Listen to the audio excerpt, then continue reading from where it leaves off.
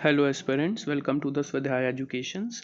आज हम कंटिन्यू कर रहे हैं previous years SSB JE papers और आज का हमारा जो कंपोनेंट है 05 में that is highway engineering. Okay, very important component highway engineering. So let us start with the first question. If T is the tractive effort and alpha is the turning angle, then curve resistance is given by. Very very important. देखिए basically आपको यहाँ पर थोड़ा सा tractive force का concept समझना है. एक व्हीकल है जो कि अपने ट्रैक्टिव फोर्स टी से चल रही है. ओके, और at the location of curve आपको होता है कर्व रेसिस्टेंस मिलता है, कर्व पे कर्व रेसिस्टेंस मिलता है और suppose that is T cos alpha. Okay, because this angle is alpha, so T cos alpha. तो आपको बताना है then the curve resistance is given by. तो कर्व की वजह से कितना रेसिस्टेंस आया, कितना लॉस आया, तो दैट मीन्स टी टोटल जो उसका ट्रैक्टिव फोर्स था जिसे वो चल रहा था वो टी था, और जब उसमें टर्न आया तो उसमें कितना लॉस हुआ, टी कॉस अल्फा. तो टोटल टी में से टी कॉस अल्फा सब्ट्रैक्ट करेंगे तो आएगा T 1 minus cos alpha. So its right answer is C, T 1 minus cos alpha. Okay, clear? So the next question is the recommended land width for arterial roads as per IRCs. देखिए arterial roads क्या होती हैं. First of all you should understand what are arterial roads.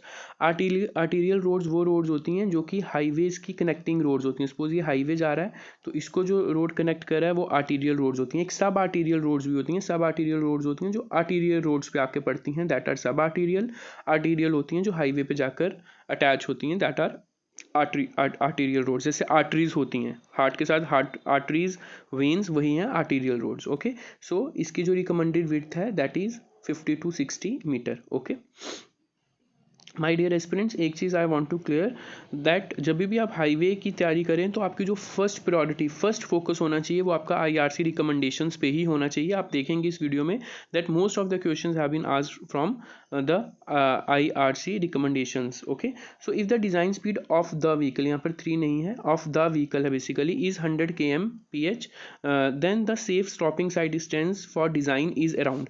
देखिए आपको यहाँ पर SSD का जो फार्मूला है, एसएसडी में आपको पता है एक होता है हमारे पास लैग डिस्टेंस, एक होता है ब्रेकिंग डिस्टेंस. ओके, तो वो फार्मूला आपको अप्लाई करना है 0.278 v into T R plus जो उसका डिटेल्ड फार्मूला है 0.278 v square upon 2g f plus minus s%. क्योंकि यहाँ पर स्लोप नहीं दी गई है तो स्लोप को आप जीरो कंसीडर करेंगे. फ्रिक्शन को आपको पता है हम क्या जो वैल्यू है वो कंसीडर करते हैं 0.35 से 0.4 के बीच में. v जो है हमें स्पीड 100 km/h दी गई है. रिएक्शन टाइम आप 2.5 सेकेंड्स कंसीडर करेंगे और इस तरीके से सारी वैल्यू सब्सटीट्यूट करके क्वेश्चन बहुत अच्छा क्वेश्चन है क्योंकि इसमें आपको सिर्फ v की वैल्यू दी गई है. ओके, तो बाकी आपको जो पूरा फार्मूला है उसमें जो वैल्यूज़ हैं वो सारे सब अननोन है, इसलिए आपको पहले तो वो पता होना चाहिए. जैसे अगर हम टी आर रिएक्शन टाइम लेते हैं तो वो कितना लेते हैं, 2.5 सेकेंड्स. ओके, अगर हम फ्रिक्शन की वैल्यू लेते हैं लॉन्गिट्यूडनल फ्रिक्शन की, वो क्या लेते हैं 0.35 से 0.40. तो ये आपका लगभग 181 पॉइंट समथिंग आएगा.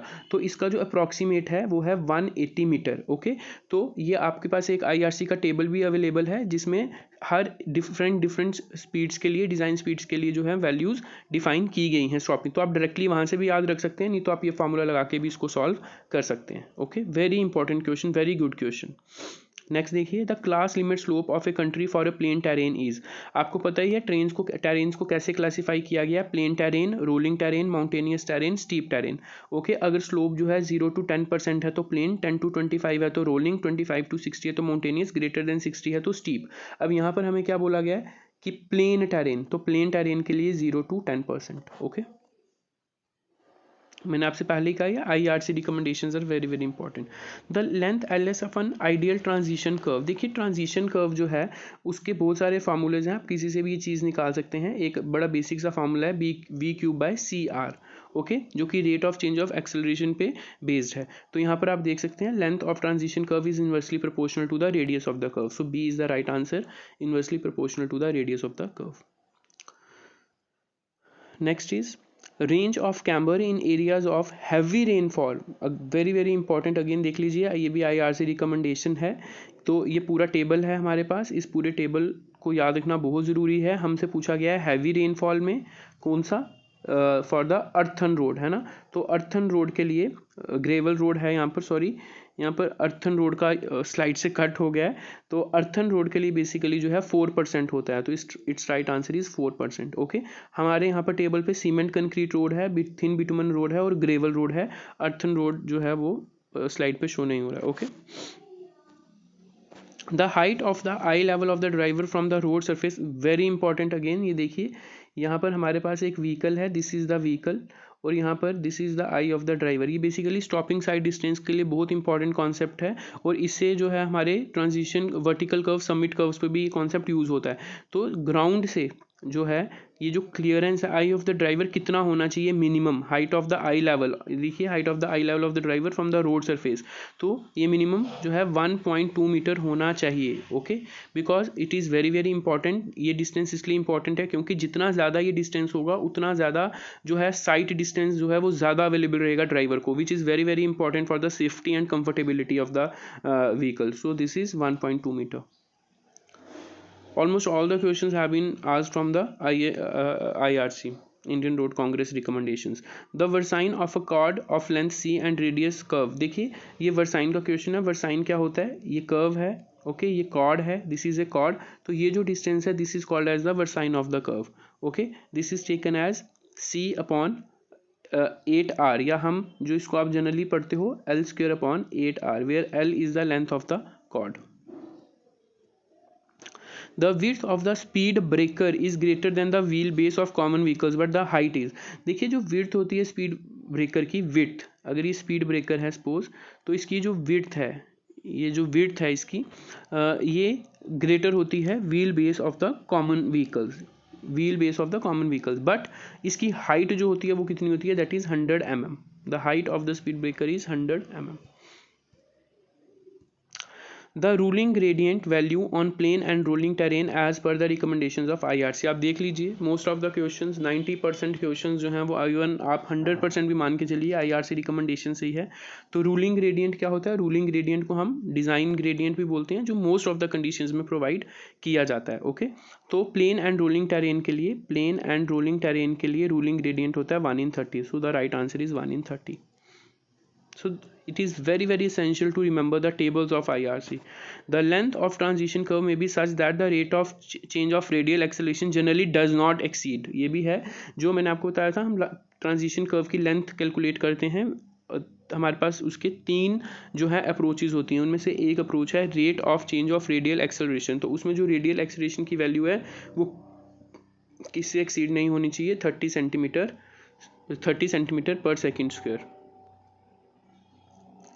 The maximum limit of super elevation in plain and rolling terrain as per IRC. इसका हालांकि आंसर गलत दिया गया था, ये गलत है, इसका जो सही आंसर है वो है 7%. Okay, 7% is the right option. IRC ने जो मैक्सिमम लिमिट, IRC ने प्रोवाइड ही मैक्सिमम लिमिट की है सुपर एलिवेशन की, चाहे वो माउंटेनियस टेरेन है, चाहे वो प्लेन एंड रोलिंग टेरेन है, ओके, चाहे वो बिल्ट अप टेरेन है, चाहे वो स्नो बाउंड है, नो स्नो बाउंड है. तो यहाँ पर जो है हमसे मैक्सिमम लिमिट पूछिए सुपर एलिवेशन की in plain and rolling terrain, and that answer is 7%, that is 0.07. इसका राइट ऑप्शन है B. Okay, so the next question is very important, width of carriage way. देख लीजिए दोबारा से as per recommended by IRC. तो यहाँ से देखिए इन वीडियोस का मकसद ही आपको ये बताना है कि आप कोई भी कंपोनेंट उठा रहे हैं तो उसमें आपको क्या तैयार करना है. देखिए ये questions as it is repeat नहीं होंगे, बट आपको यहाँ से एक आइडिया मिलेगा कि अगर हम हाईवे इंजीनियरिंग को तैयार कर रहे हैं, जैसे मैंने RCC में डिस्कस किया, अगर आप RCC तैयार कर रहे हैं तो आपका फर्स्ट जो प्रायोरिटी होनी चाहिए वो IS कोडल प्रोविजंस को कवर करना होनी चाहिए. अगर आप हाईवे डिस्कस कर रहे हैं तो पढ़ रहे हैं तो हाईवे में आपकी जो फर्स्ट प्रायोरिटी होनी चाहिए वो IRC रिकमेंडेशंस को पढ़ना फर्स्ट प्रायोरिटी होनी चाहिए. ओके, तो देखिए यहाँ पर हमारे पास डिफरेंट क्लास ऑफ रोड्स हैं, उनके लिए विड्थ ऑफ कैरिज वे है. Single lane road 3.75, 2 lane road without raised curves, अगर आप कर्व्स को कंसीडर नहीं कर रहे हैं तो 7 metre, 2 lane road with raised curves that is 7.5 metre.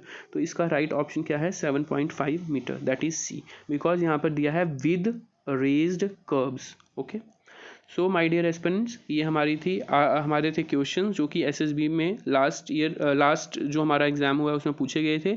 I hope in video से आपको ये हेल्प मिलेगा कि आप अपने टॉपिक्स को प्रायोरिटाइज कर पाओगे. Thank you so much.